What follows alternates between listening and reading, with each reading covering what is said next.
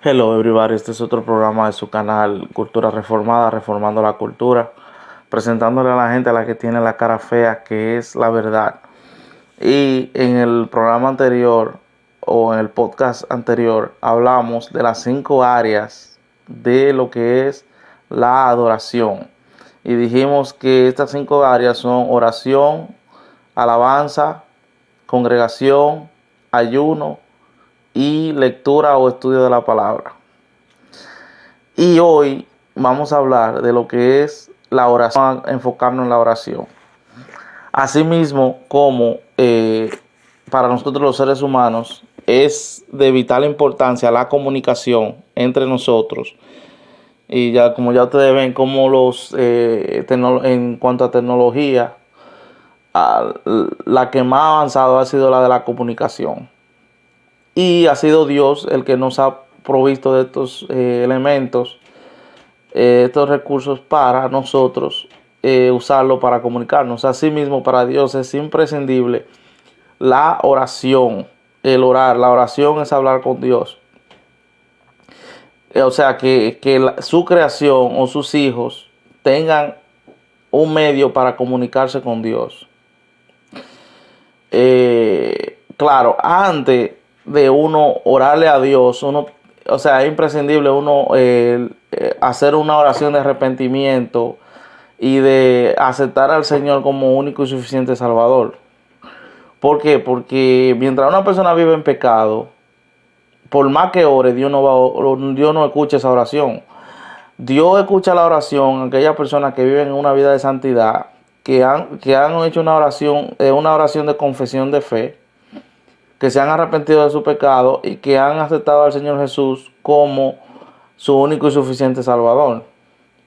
Eso es como establecer una conexión, digamos, eso se usa mucho en cuanto a servers, que tú estableces una conexión y después tú te comunicas con, eso pasa mucho con los devices, o tú estableces una conexión y después que tú estableces la conexión tú puedes comunicarte, es parecido, tú tienes que establecer una conexión con el Padre por medio del Hijo, que es Jesucristo.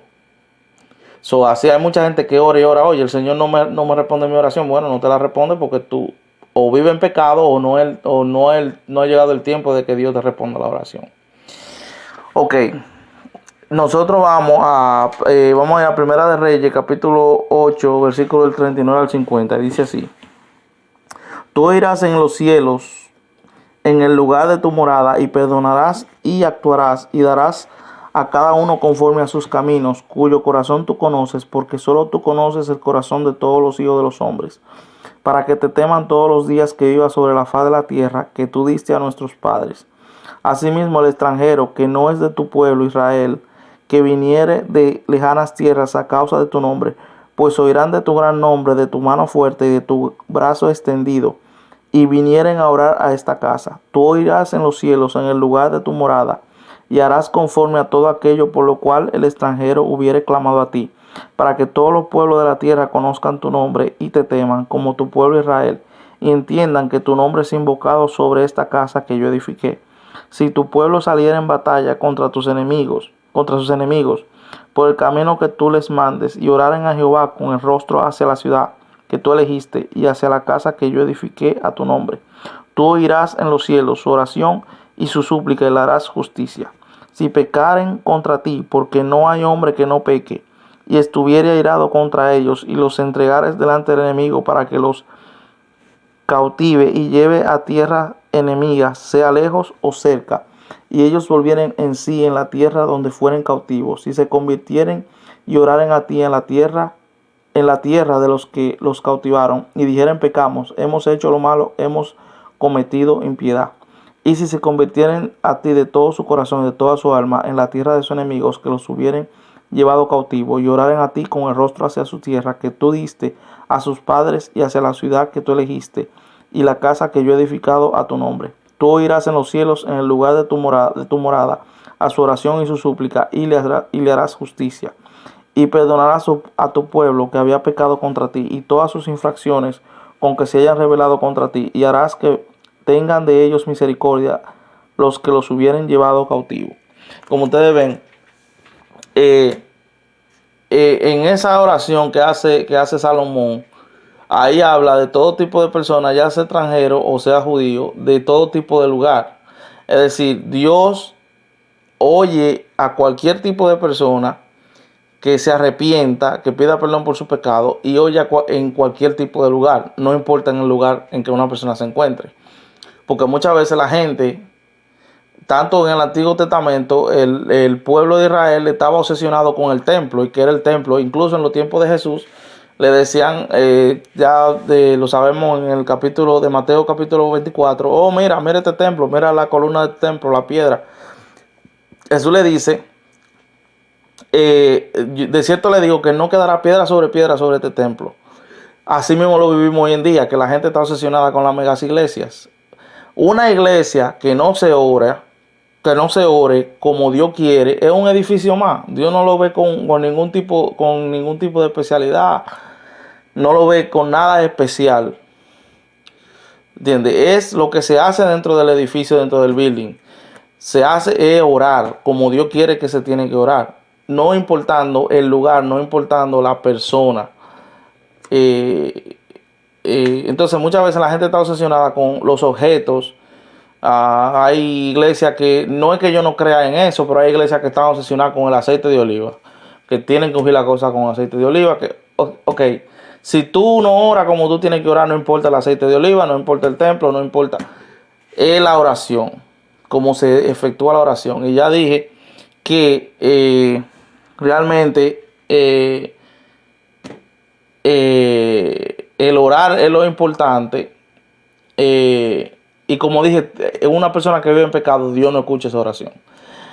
Como Jesucristo, volviendo a lo del templo de Jerusalén, en Mateo 24, Jesucristo le había dicho, Jesucristo mismo había entrado al templo y había sacado a la gente del templo y había sacado los animales del templo y dijo, mi casa será llamada casa de oración, pero ustedes la han vuelto cueva de ladrones. Entonces, otro punto de la oración es que la oración es un escudo en contra de las tentaciones. Cuando Jesús estaba orando en el Getsemaní, él le dijo a los discípulos que él estaba angustiado, que él iba a orar, que oraran con él. Cuando él vuelve, ellos no están orando con él. Entonces le dice, oren para que no caigan en tentación, porque a la verdad la carne es débil, pero el espíritu está dispuesto. La oración es el escudo para no caer en tentación. ¿Por qué hay tantos jóvenes en las iglesias cayendo en pornografía? Porque no oran. Los cultos de oración viven vacíos. Casi la gente no va a los cultos de oración. La gente no quiere orar.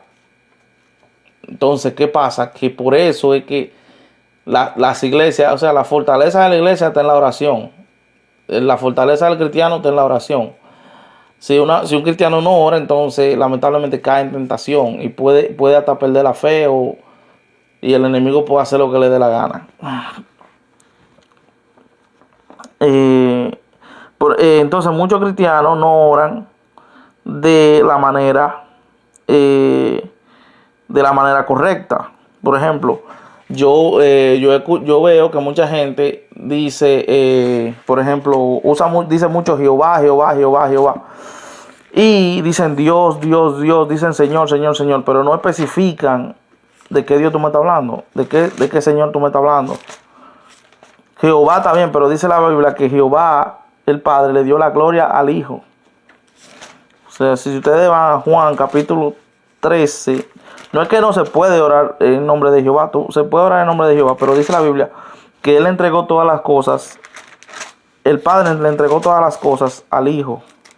Eso está en Juan capítulo 14, versículo 13 al 14, dice así, y todo lo que pidieres al Padre en mi nombre lo haré, para que el Padre sea glorificado en el Hijo. Si algo pidieres en mi nombre, yo lo haré. Entonces hay gente que dice, ¿por qué Dios no responde la oración cuando yo le pido? Bueno, a lo mejor tú no estás pidiendo en nombre de Jesús. Tú estás pidiendo en otro nombre. Dios, Dios, Dios, Dios. Todo tiene que ser en el nombre de Jesús.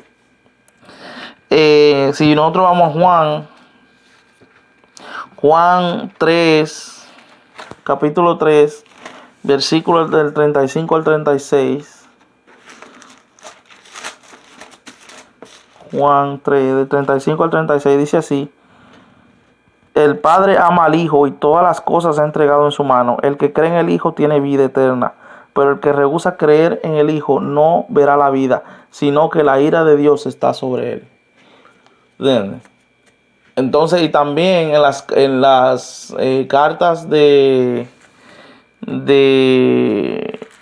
del apóstol Pablo, en la carta de Primera de Corintios, él dice que el que no tiene el que no ha nacido de nuevo le llama a Jesús anatema, o sea, el que tiene un espíritu diabólico no puede darle la gloria a Jesús.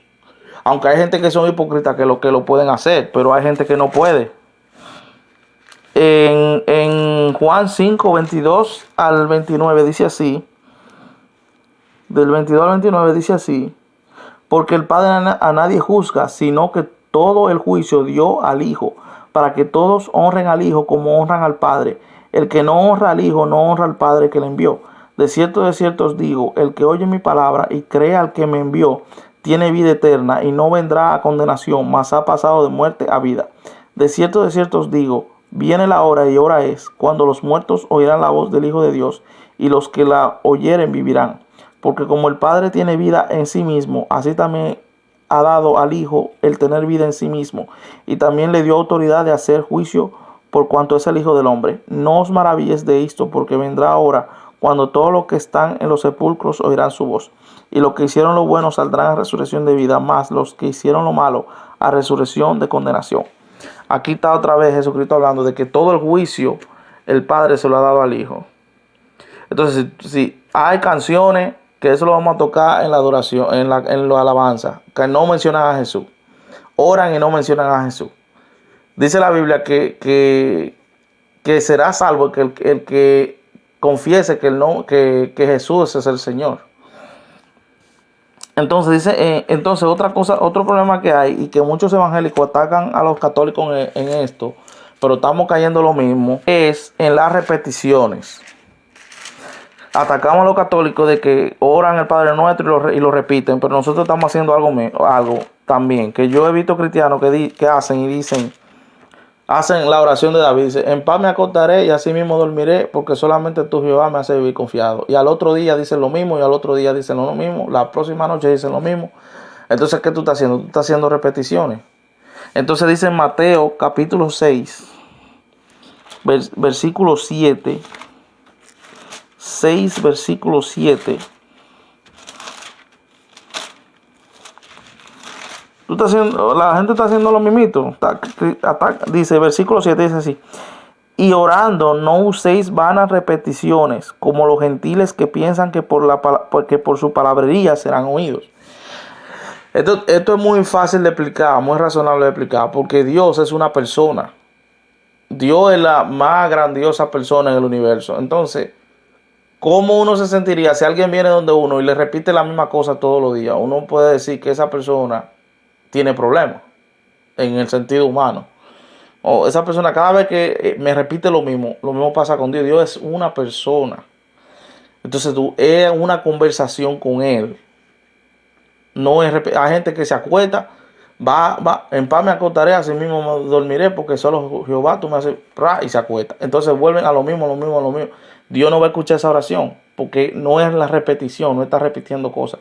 No es Ave María, no es 100 Padre Nuestro, no, es usted tiene que hablar con Dios. Entonces, el último punto que voy a tratar es que si no tenemos tiempo, a veces que no tenemos tiempo para orar, no tenemos tiempo o sea, muchas veces tenemos que levantarnos temprano del trabajo y no tenemos tiempo para hincarnos a orar. ¿Qué podemos hacer? Uno tiene que ser un poquito ingenioso. Uno puede orar y caminar al mismo tiempo. La Biblia no prohíbe eso si no tenemos tiempo. Yo puedo manejar y orar mientras estoy manejando. Yo puedo estar en un lugar y orar en ese lugar. Ahora, lo que la Biblia aprueba es que yo lo ore para mí. Que la gente no sepa que yo estoy orando. Porque como que dice en Mateo capítulo 5 versículo 5, dice así: y cuando ores, no seas como los hipócritas, porque ellos aman el orar en pie en las sinagogas y en las esquinas de las calles, para ser vistos de los hombres. De cierto os digo que ya tienen su recompensa. Es decir, él está diciendo, Jesucristo está diciendo, no oren como los hipócritas, que le canta orar enfrente de todo el mundo para que sepan que está orando, para que digan, oye, eso es un santo, es una santa, porque ora en la calle. No, yo puedo estar en la calle y puedo orar, pero la gente no tiene que darse cuenta que estoy orando. Si yo no tengo tiempo, tengo que levantarme temprano del trabajo, muy temprano, no tengo tiempo para encargarme a orar. Yo puedo ir, mientras voy caminando, mientras voy al carro, prendo el carro, me voy, yo puedo ir orando en el camino. Eso no impide nada. Y eso lo podemos ver en Efesios capítulo 6. Efesios capítulo 6. ¿Verdad? Efesios capítulo 6. Versículo 18 dice así. Capítulo 6, versículo 18 dice así: orando en todo tiempo con toda oración y súplica en el Espíritu, y velando en ello con toda perseverancia y súplica por todos los santos. Dice, orando en todo tiempo. O sea, ¿cómo una persona va a orar en todo tiempo? Lógicamente no es que en todo tiempo yo voy a andar hincado. Se supone que yo puedo hacer otra actividad y orar y estar en comunión con Dios. Común unión con Dios. ¿Verdad? Que comunicarme con Dios. Yo puedo estar trabajando y puedo estar orando. Yo puedo estar en el supermercado y puedo estar orando. ¿Verdad? Eso no me lo impide. Yo puedo estar en comunión con Dios. Eso no lo impide. En el capítulo de Efesios capítulo 6 vamos a tratar eso más, como más con detalle después de lo que es la armadura del Espíritu Santo y toda esta cosa. Pero esto es todo lo que yo quería decir en cuanto a la oración. Y estos son unos ciertos puntos. La oración es un tema inmenso. Pero estos son unos ciertos puntos que yo he visto en las iglesias. Cosas que están sucediendo. Hasta aquí su canal de Cultura Reformada. Dios le bendiga.